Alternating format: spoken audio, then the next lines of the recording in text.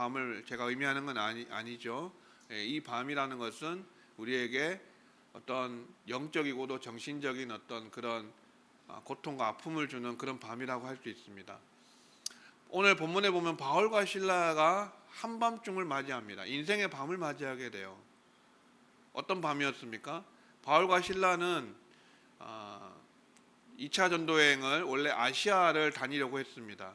그런데 성령께서 두 차례나 막으시면서 그들을 어디로 인도하십니까? 마게도냐로 인도하세요.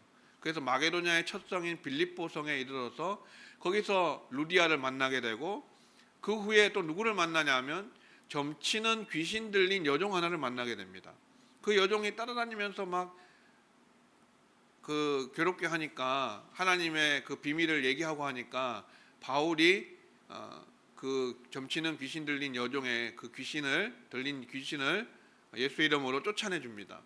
그래서 온전케 되어져요. 그러니까 이 주인들이 그 여종을 통해서 점치는 것으로 인해서 돈벌이를 해왔던 그 사람들이 이제 수익이 끊어진 걸 보고서 바울과 실라를 아주 나쁜 사람으로 매도하고 그렇게 고소하고 해서 매를 맞고 감옥에 갇히게 되죠. 자, 여러분, 성령께서 막고 막으셔서 인도하셨는데 이런 일을 만나다니요. 근데 우리 인생에 이런 일이 있을 수 있다는 것을 우리 꼭 기억해야 됩니다.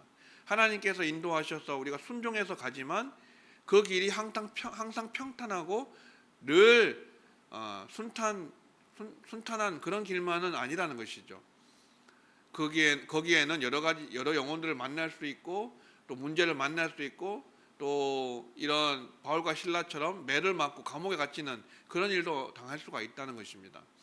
그런 한밤, 인생의 밤이 바울과 실라에게 찾아왔어요. 그때 한밤중에 바울과 실라가 무엇을 했느냐? 오늘 본문 말씀이죠. 뭘 했다고 합니까? 기도하고 하나님을 찬송했다라고 합니다. 바울과 실라가 감옥에서 한밤중에, 인생의 밤중에 했던 일은 바로 하나님께 기도하고 하나님을 찬송하는 일이었습니다. 한밤중에 기도하고 하나님을 찬송하며 죄수들이 듣더라 그랬습니다. 얼마나 크게 기도하고 찬송했는지 그 주변에 같이 갇혔던, 다른 방에 갇혔던 죄수들이 다 들을 수 있을 정도로 그렇게 담대하게, 지금 착고가 차여 있고 쇠사슬에 매여 있지만, 그러나 또 매를 맞아서 막 피범벅이 되고 또 그것이 상처가 되고 막 이렇게 됐겠지만, 아물지도 못했겠지만, 그럼에도 불구하고 착고가 채워지고 이렇게 쇠사슬에 매였던 이 매인 중에 있는 이 바울과 실라가 절망하지 않고 하나님을 바라보며 하나님께 기도하고 또 하나님을 찬송했다라는 것이에요. 여러분, 한밤중에 바울과 실라는 하나님을 찬송했어요. 찬송. 여러분, 인생의 밤을 만났을 때 무엇을 하시렵니까? 여러분, 인생의 한밤중을 만났을 때 무엇을 하면서 돌파해 나가시겠습니까? 우리가 다른 건 몰라도 하나님께 기도할 수 있고 찬송할 수 있는 입술은 있지 않습니까? 우리가 인생의 밤을 만났을 때 한밤중에 바울과 실라처럼 하나님을 찬송할 수 있는 주의 백성들 되기를 주의 이름으로 축원합니다. 우리 인생의 밤에 부를 찬송이 있어야 돼요. 우리 공예배 때 드리는 그런 찬송 말고요. 내가 정말 깊이 내 마음의 고백을 담아서 주께 올려드릴 만한 찬송이 있느냐 하는 것이에요. 자, 여러분, 종교개혁가 마틴 루터를 아시죠? 마틴 루터가 1517년 10월 31일 날 종교개혁을 시작했는데요. 비텐베르크 성당에 거기에 95개조 반박문을 붙이면서 종교개혁을 시작을 했습니다. 근데 마틴 루터가 오랜 시간 동안 그 절대 권력을 가졌던 그 로마 교황의 절대 권력이잖아요. 그 대항하고 싸우다가 오랜 기간 동안 그렇게 싸우다 보니까 시리에 빠지고 좌절하게 되었습니다. 힘이 빠지게 되었어요. 그래서 마틴 루터가 몸져 눕게 되었습니다. 그때 마틴 루터의 아내 카트리나가 검은 상복을 입고 나타났어요. 남편 앞에 누워있는 남편에게. 아니, 누가 죽었어 하니까 하나님이 죽었어요. 하나님이 죽었다니 그게 무슨 말이야. 그러니까 하나님을 믿는 당신이 이렇게 몸져 누워 있는 거 보니 하나님 돌아가신 게 분명하고 이렇게 얘기했다는 거예요. 마틴 루터가 그 말을 듣고 정신이 번쩍 들어서 시편 46편 1절 말씀, 그 말씀을 읽고서 힘을 얻었어요. 하나님은 우리의 피난처시오 힘이시니 환난 중에 만날 큰 도움이시라. 아멘. 하나님은 우리의 피난처고 힘이 되셔서 환난 날에 만날 큰 도움이시다. 이 성경 구절을 읽고 마틴 루터가 지은 찬송시가 뭔지 아십니까? 내 주는 강한 성이에요. 내 주는 강한 성이요. 이 찬양 아시죠? 방패와 병기 되시니 큰 환난에서 우리를 구하여 내시리로다. 마틴 루터의 찬송시가 딱 한 곡, 이 곡이 실려져 있어요. 이 노래가 실려져 있습니다. 찬송가에 실려져 있는데 마틴 루터는 이 찬송을 그렇게 부르면서 힘을 얻어서 계속해서 종교개혁을 이루어 나갈 수 있었습니다. 여러분, 주기철 목사님 신사참배를 반대하고 거부하다가 결국 옥고를 치르다가 순교하신 주기철 목사님에게는 어떤 한밤중에 찬송이 있었을까요?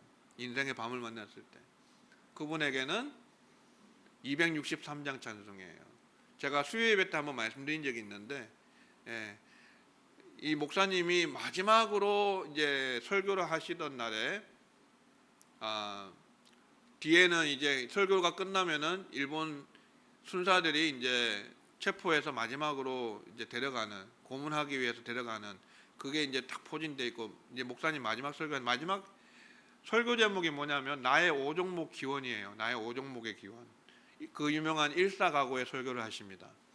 5가지 일사가고의 그 오종목의 기원의 기도의 제목을 설교로 하고서 그리고 이제 하는데, 주기철 목사님이라고 왜 안 무서웠겠습니까? 안 두려웠겠습니까? 그럴 리가 없죠. 우리와 똑같은 성정을 가진 사람인데 그 못이 거꾸로 박힌 그 못길을 위에도 걸어가시고 했잖아요. 결국 옥고를 치르고 순교하시는데 그 중간에 설교를 하시다가 주기철 목사님도 주님의 힘이 필요했는지 중간에 잠시 멈추고 이 찬송을 불렀다 그래요. 이 세상 험하고 나 비록 약하나 늘 기도 힘쓰면 큰 권능 얻겠네. 할렐루야. 주의 은혜로 대속받아서 피와 같이 붉은 재 눈같이 이겠네. 나는 비록 약하지만 늘 기도 힘쓰면 큰 권능 얻겠네. 이 찬송을 부르면서 주기철 목사님 힘을 얻으시고 다시 설교를 이어가시고 끝내 순교를 하셨습니다. 저에게 있어서 인생의 한밤중의 찬송은 뭐일 것 같으세요? 아까 시작할 때 불렀던 찬송 있죠? 저는 이 찬송이에요. 저의 인생의 밤은 제가 건강이 악화돼 가지고 사역을 못하고 쉬고 병원에 치료를 받았던 때였습니다. 2012년도입니다. 제가 딱 우리 교회 부임하기 한 해 전에였는데요. 그때 아무것도 못하고 그냥 있었는데 이렇게 병원과 집을 오가면서 그렇게 치료를 받았는데 그때 제가 부른 찬송 이 찬송이에요. 근데 뭐 특별한 뭐 그런 건 있는 건 아닙니다. 그냥 제가 좋아하는 찬송이었고 이게 굉장히 이 찬송이 시야를 넓게 해주고 정말 수많은 백성들이 주님 앞에 모여서 영광의 찬송을 송영하는 그런 찬송이거든요. 엄청나게 사실은 장엄한 찬양이에요. 근데 이 찬양을 부르면서 저도 힘과 능력을 얻었습니다. 자, 여러분의 인생에 있어서 한밤중을 만났을 때 여러분에게 부를 찬송이 있으신가요? 여러분에게는 어떤 찬송을 부르실 수 있는, 한밤중에 어떤 찬송을 부르실 수 있으시겠습니까?